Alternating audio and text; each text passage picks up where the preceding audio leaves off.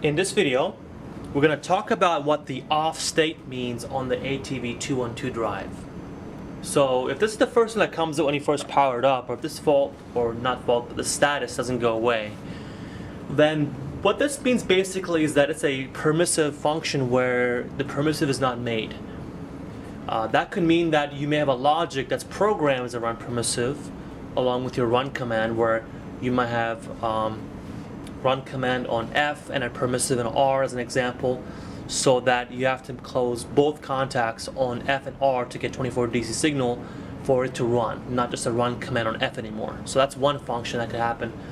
And also in some rare cases you might have a combination programming where you may have a run forward terminal like F that's programmed for both a permissive and a run command, meaning that you can run normally a startup, ramp up, but when you stop the drive, when you remove the command, it will freewheel and it will go on and go to off state when it's freewheeling to stop. So it will show off at that point. So, but yeah, if you don't have a function like this, if this is not normal for you, then like I said, something must be programmed. So to check the programming to confirm that it's not programmed as a permissive, as an example, you want to press the mode, arrow down to F dash dash, enter, and then you have to go to F111 through 12. I'm sorry, the F111 through 13, only because these are the parameters that are your FR and the RES terminal parameters. So this is your F, that's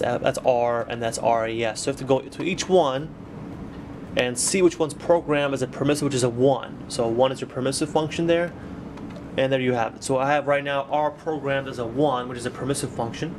So if you want to turn it off, you gotta make that a 0.